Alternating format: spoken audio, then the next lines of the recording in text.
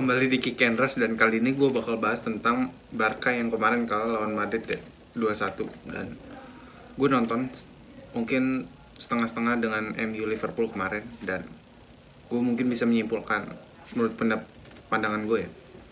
Jadi babak satu itu mungkin lebih berimbang dan Barca memang lebih menguasai. Tapi untuk peluang atau untuk mendominasi laga, Madrid lebih dominan. Padahal mereka tidak memegang position ball yang lebih banyak dari Barca. Ya memang Barca ada peluang Serginho Dest dan itu disia-siain. Tapi setelah itu peluang nggak ada di babak pertama, dan Real Madrid dapat beberapa peluang dengan skill individu yang luar biasa. Tapi yang gue lihat adalah Madrid ini lebih ke dalam bermainnya, lebih nggak keluar ya. Lebih parah dari zaman Zidane menurut gue. Kalau zaman Zidane, Real Madrid ini masih bisa bermain dengan kombinasi, tapi ini menurut gue di zamannya Ancelotti, walaupun memang menang ya, gue harus tetap kritik. Lu dengan pemain yang luar biasa, kenapa lu bermain lebih mundur? Padahal lu bisa menguasai Barcelona di lini tengah dengan kualitas Kroos. Terus kemarin bermain Valverde. Jelas lu bisa menguasai laga ini, dan kenapa lu lebih menumpuk 5-4-1 bahkan 5-3-2 bertahannya kemarin, sementara Barca bermain 5 penyerang di depan. Makanya dua gol Madrid itu datang ketika counter attack. Tapi terlepas dari itu, Barca ini di sepertiga akhir ini jelek. Nah, walaupun kombinasi udah bagus, passingnya udah bagus, tapi sayapnya itu menurut gue mati. Dan Sergi itu parah ya, maksudnya kerebut terus, dan lini tengah Barca sering kerebut juga, terutama si Busquets sama si siapa satu lagi gelandangnya. Nah itu sering kerebut, makanya sering terjadi counter.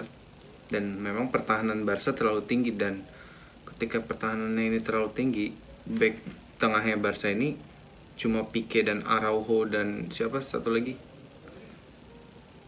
Garcia ya kalau nggak salah, satu lagi main. Nah itu kan backnya nggak terlalu cepat, dan lawan lu itu Benzema, Vinicius yang cepat-cepat dan punya passing yang lumayan dan punya skill. Nah itu di saat itulah lu kebobolan. Dan gol pertama Alaba kan sebenarnya dari counter attack yang biasa dilakukan Ancelotti di tim-tim sebelumnya. Dan ini emang kelebihan Ancelotti, yaitu counter attack. Counter attack itu sebenarnya bisa diredam ketika lu turun 1 DM dan penyerang lu nggak terlalu banyak lah. Soalnya ketika kualitas penyerang lu cuma segitu ya lu mungkin harus korbanin satu. Tapi Barca juga kemarin nggak terlalu menyerang banget gitu, terlalu takut menyerang juga, jadi penyerangannya kurang eksplosif, dan pemain yang ada di depan bolanya nggak terlalu banyak seperti Barca yang kita kenal. Jadi ya wajar sih kalah, tapi di babak kedua mungkin lebih berimbang ya. Dan memang laga cenderung stagnan dari menit 45 sampai 80-an, dan 80-an mungkin karena udah capek, jadi udah ada jual beli serangan. Dan Barca di menit 70 sampai 90 itu menyerang terus, tapi karena buntu dan kualitas pemainnya pas-pasan, jadi finishing itu jelek. Banyak momen harusnya passing malah shooting, harusnya shooting malah passing, harusnya shooting malah keblok. Itu Barca kemarin yang terjadi. Dan ketika tim lu gak bisa nyetak gol dan beberapa pemain lu ngedown kayak Pique, Araujo, terus siapa, Yusuf Demir kalau gak salah yang jelek mainnya, Sergi parah, terus De Jong gak keluar sama sekali. Jadi ya ketika lu gak gak mencetak gol dari sekian peluang yang banyak, ya lu bakal kejebolan kayak gol keduanya Madrid yang Vasquez itu yang counter attack. Jadi ya itu kan sebelum Vasquez counter attack itu kan ada peluang besar dari Barca yang harusnya gol, tapi karena lu gak bisa maksimalin peluang, lu akhirnya kejebolan. Jadi ya ini tim besar, jadi ya ketika lu gak memanfaatkan peluang, ya lu dirugikan. Dan sebenarnya yang gue bingung adalah Koeman kenapa masang Dest jadi sayap, sementara lu bela-belain Araujo jadi bek kanan, dan itu gak masuk akal menurut gue. Kenapa lu gak bermain normal dengan mungkin Coutinho di sayap kanan, striker Depay, kiri siapa Ansu Fati, sayap bek kanan itu bek kanan sayap itu Des seperti normal, tengahnya ya normal Pique Araujo atau Pique Eric Garcia atau Umtiti atau Lenglet. Jadi ya nggak ada alasan untuk bermain dengan formasi seperti semalam gitu.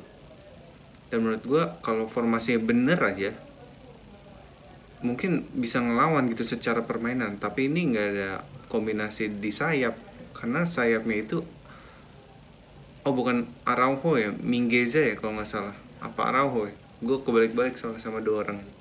Jadi Araujo atau Mingueza ini nggak bisa membantu serangan dengan bagus dan crossing itu jelek banget mereka berdua. Ya salah satu ya, lupa gue siapa yang main kemarin.